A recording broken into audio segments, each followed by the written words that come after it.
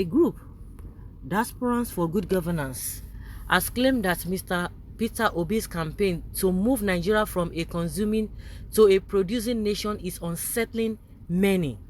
The group said people who belong to the old order, who have benefited from the consumption nature of the country, are not happy with Obi and would go to any length to stop his presidential ambition.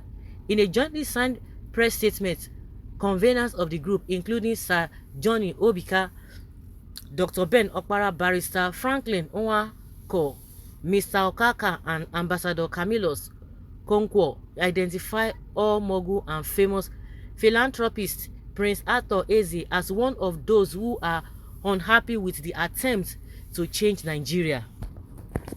The group chided Eze over his comments, asking the presidential candidate of the Labour Party, Mr. Peter Obi, to drop his presidential ambition.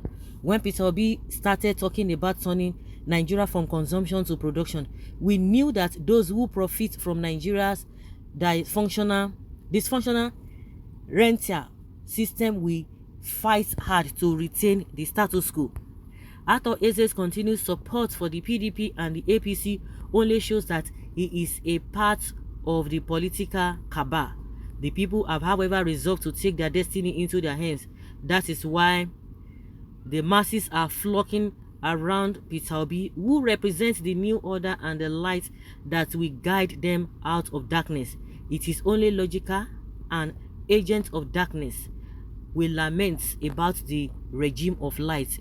His latest attack, the Eze's latest attack on Obi, is only an attempt to sustain the stranglehold on Nigeria, which they have turned into the poverty capital of the world. The group said Eze, as a private citizen, has the right to support whoever he wishes to, but does not have the power to ask Obi to resign from the race or even urge others not to support him. Eze had, during a speech on December 24th at the palace of Igwe Robert, Eze, the traditional ruler of Ukpo Kingdom, claimed that he had told Obi during a private visit to perish his thoughts of being president of Nigeria. The chairman of Oranto Group has also been roundly condemned for his utterances, with many describing him as irrelevant in politics, as he has never been able to make a governor in his own state, let alone Nigerian president. And which is true. They don't want it. They want the status quo to continue. The wastefulness that is happening in government is what they want to continue. They know that this man is going to stifle a lot of things and to the benefit of the people. But as many who are still lazy, who are collecting crumbs from all these politicians, we don't want that to stop. And we know those who have not worked all their life. They have not done any business all their life. They just graduated from school and they became Egbeweja to all those politicians. That's how they came to limelight. They have never worked. They call them government boys. And those who have been having contracts here and there, because the majority of the people that you see that are rich in this country, go and check them. Majority of them, they didn't get their wealth or riches through genuine means. It is just cutting corners. And that is why you see that the poor are getting poorer while the rich are getting richer. We can see the reason why Eze come out. He said it openly that because they believe that, and even Atiku said it, that his own emergence as president will be a stepping stone for the Igbo people. And who is going to take after Atiku? According to their own calculation and permutation, it's Soludo that will take it. So we understand all of that. Like I've always said, those who are only crying, we don't corruption, majority of them, they love corruption. They love the corruption. Forget it. They love the corruption. Why you they all want the status quo to continue. You know. Before Uncle, petroleum products importers would fight to finish to make sure our refineries never worked. Coupled with the subsidy payments, with Peter Obi on the saddle, the refinery must work. This will put the importers out of business. And that is it. Kindly educate us on what is on ground, your messiah that is qualified to make the change.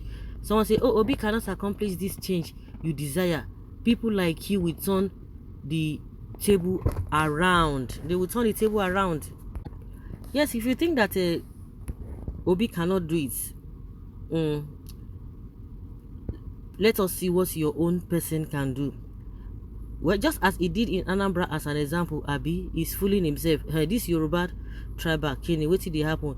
No kid anymore. We know Obi with his lies to stop. So stop this crap.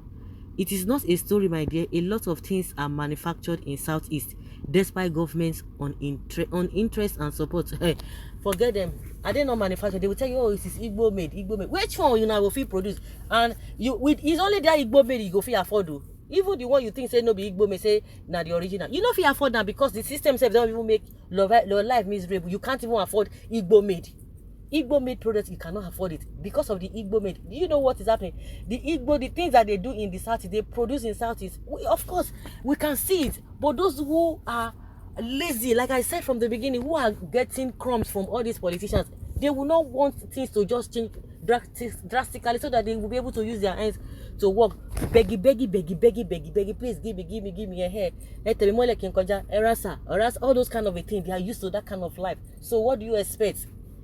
A lot of things are being produced in Southeast. They will still take it down to China. They will still bring it back to Nigeria. You see your life? And there are a lot of things that are being produced over there. So what are you talking about? God will disgrace every enemy of Nigeria. I say a big amen to that, a louder one at that. Anyone fighting Obi is fighting the good of Nigeria. Let's open our eyes and see that some people don't want the good of this country. They just want the poor to remain poor, only for them to be rich. Ato Ese is relevant. It's irrelevant in politics of Nigeria today. It's not about talking, it's about doing. We are all no, all blacks or African, especially Nigeria, knows about enjoyment and wealth or good lives. But the problem is majority of them don't know or understand how to make it happen. So some people who with good or sweet talking are clueless. All politicians in all especially developing poverty-stricken countries always promising heaven and earth but end up doing nothing when come to power.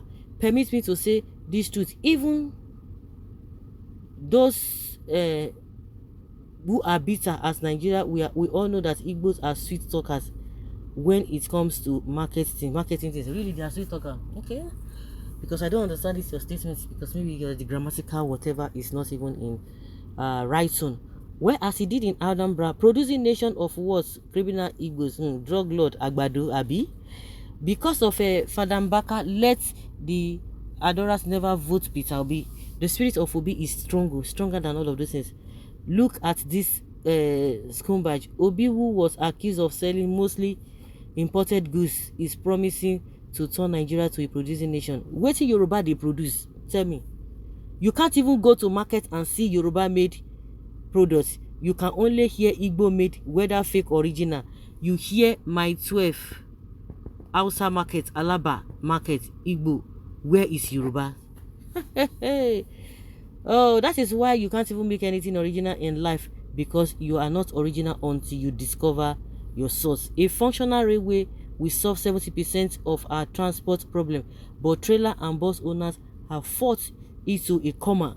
Almost everything we import, we have the ability to produce, but they care more about the easy blood money we miss. How do we excel when we only consume? We are in this position because someone intentionally desire it.